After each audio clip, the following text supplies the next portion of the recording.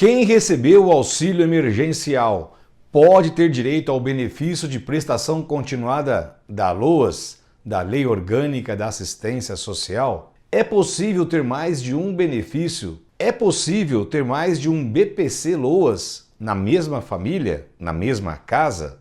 Como é feito o cálculo da média da renda familiar para ter direito ao benefício de prestação continuada? Esses são os assuntos que nós vamos tratar hoje aqui no nosso vídeo.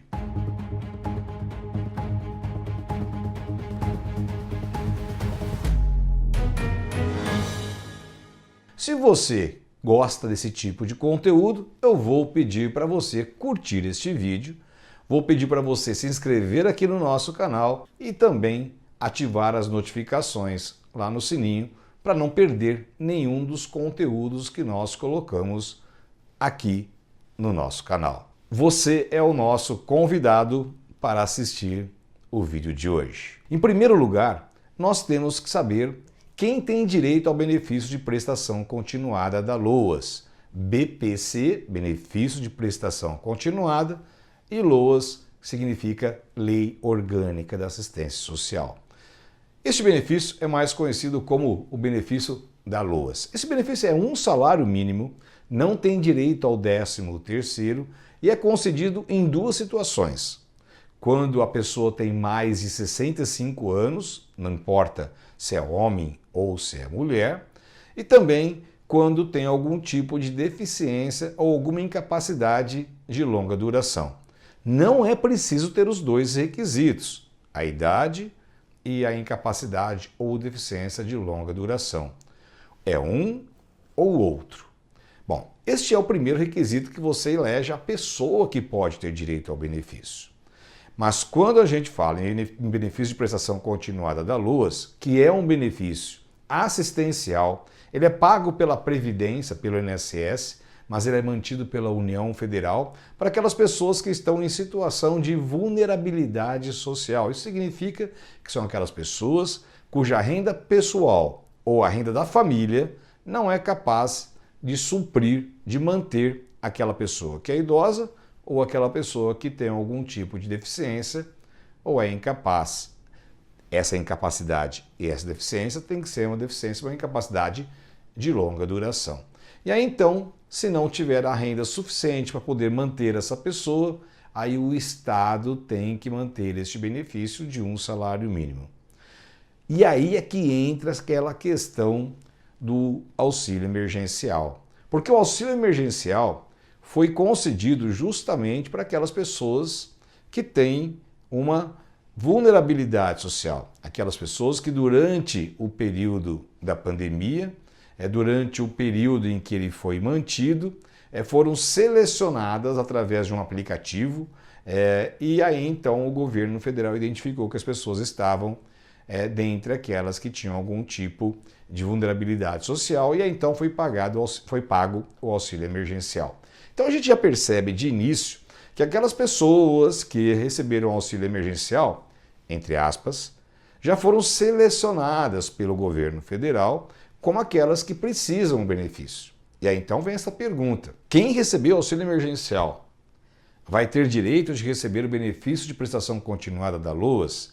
A resposta é possivelmente sim, para aquelas pessoas que se enquadram dentro daqueles dois grupos que eu falei no começo do vídeo. Olha, se a pessoa foi avaliada e foi eleita como uma daquelas pessoas que está em uma situação de vulnerabilidade social e por isso recebeu auxílio emergencial, um requisito já pode estar cumprido. É claro que vai depender de uma avaliação, porque o auxílio emergencial não tem os mesmos critérios que a avaliação do benefício de prestação continuada da LOAS, mas já é meio caminho andado. Bom, agora, se esta pessoa que recebeu o auxílio emergencial, ela também se enquadrar dentro daquela situação de ser idosa, com mais de 65 anos, ou ter uma deficiência intelectual, mental, física ou sensorial, ou uma incapacidade de longa duração, e aí então a pessoa vai preencher todos os requisitos para ter direito ao benefício. É claro que, como eu disse, a regra para a avaliação da situação de vulnerabilidade social daquelas pessoas que vão receber o auxílio emergencial, ou melhor, o benefício de prestação continuada da LUAS, o BPC LUAS, elas têm uma regra diferente. Por exemplo, é possível excluir da média que vai ser apurado da família despesas como, por exemplo, alimentação especial, receitas médicas, tratamento médico, medicamento, alimentação especial, vestuário, por exemplo, fraldas geriátricas, tudo isso tem que ser excluído da média salarial para que a pessoa se enquadre dentro das situações que vão beneficiar ou que vão dar origem ao pagamento do benefício de prestação continuada. E tem um detalhe, que é a segunda pergunta que nós colocamos aqui no começo do vídeo. É possível ter mais de um benefício na mesma família? Na mesma casa? É sim. A lei já tratou este assunto, ele já vinha sendo tratado pelos tribunais de forma favorável aos trabalhadores, mas situações especiais também. Por exemplo, quando aquelas pessoas que estão na casa são idosas, porque o Estatuto do Idoso permite a exclusão da renda de outro idoso da composição da renda familiar.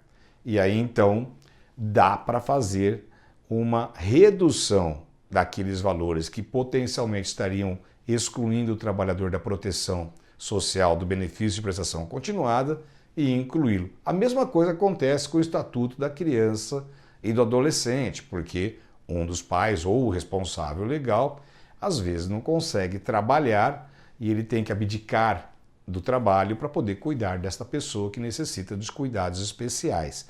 Então, dá para se excluir a renda também dessa pessoa e também dá para ter mais de um benefício dentro da mesma família, dentro da mesma casa, dentro do mesmo lar, dentro da mesma residência.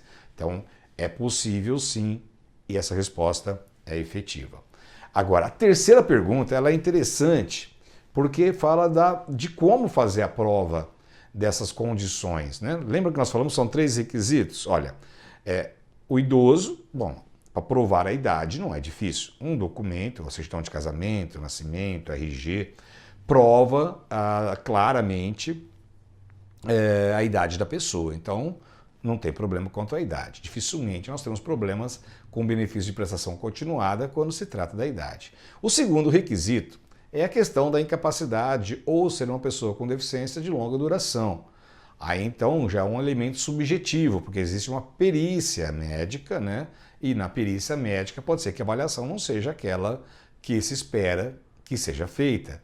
E aí então a gente pode ter um problema e este problema pode ser resolvido perante a Previdência Social e muitas vezes acaba indo para a Justiça para questionar a perícia médica que foi feita, porque a pessoa não concorda com o relatório médico, com o parecer do perito que foi dado dentro do processo administrativo. E aí então o trabalhador tem que ir para a Justiça. Aqui no nosso canal tem um vídeo explicando direitinho quando a pessoa pode pedir um processo na Justiça. Então eu te convido para assistir os outros vídeos aqui do nosso canal e também você, se tiver alguma dúvida, utilize os comentários deste vídeo para que a gente possa explicar e trazer para vocês as novidades das dúvidas que vão aparecendo. Bom, e aí eu disse que tem o terceiro requisito, que é a renda familiar. Muitas vezes essa renda também ela pode ser feita de forma diferente daquilo da realidade do trabalhador, da casa dele, né? A renda ou a despesa pode não ser descontada, o assistente social, quando faz o estudo social, pode não fazer o estudo completo, e aí então o trabalhador também pode discutir esta situação na Justiça. Então, normalmente, os processos que vão para a Justiça estão relacionados com a incapacidade e a renda familiar do beneficiário do benefício de prestação continuada. Lembrando, voltando e falando do auxílio emergencial, que esse benefício, quando foi recebido, deve ser utilizado como um dos instrumentos de prova da necessidade do trabalhador, do beneficiário, da pessoa com deficiência ou do idoso, quanto à necessidade de assistência do governo federal, porque teoricamente já foi feita uma prova quanto à vulnerabilidade social. Então é importante que o trabalhador tenha essa consciência, porque ele pode utilizar este elemento como uma prova na justiça caso a Previdência negue o benefício. E esses são os documentos que tem que ter. Quando a pessoa é idosa, é o documento de identidade. Quando a pessoa é incapacitada ou tem algum tipo de deficiência, o relatório médico, dizendo exatamente quais são as limitações. E quanto à prova da renda familiar ou da renda do próprio beneficiário, aí tem que ter um estudo social feito pelos assistentes sociais. Aqui na descrição do vídeo, se você não sabe onde tem um CRAS, que é Centro de Referência de Assistência Social, eu vou deixar aqui um link onde tem um mapa de todos os CRAS do Brasil. Assim você pode ver qual é o mais próximo da sua casa e onde você pode solicitar esse documento importantíssimo para a solicitação do benefício. E a solicitação do benefício é feita diretamente no site da Previdência Social, no meuinss.gov.br. Agora, se você não tiver afinidade com a internet, você pode utilizar o telefone 135. Em qualquer situação, caso a Previdência não conceda o benefício, eu sugiro que você faça os recursos que podem ser feitos, mas também, caso a Previdência não solucione a sua questão, que você também tem a Justiça como uma forma de fazer valer os seus direitos. Espero que tenham gostado deste vídeo e, como de costume, eu vou deixar aqui outros 2 vídeos relacionados com o assunto para que você possa assistir e conhecer todos os seus direitos. E do outro lado da sua tela tem a imagem do nosso canal. Se você clicar nela, vai conseguir se inscrever aqui no nosso canal. E eu espero que você seja um dos nossos inscritos para fazer parte desta comunidade onde nós debatemos esses direitos sociais para as pessoas possam exercer a cidadania com dignidade. E eu espero você no próximo vídeo. Até mais!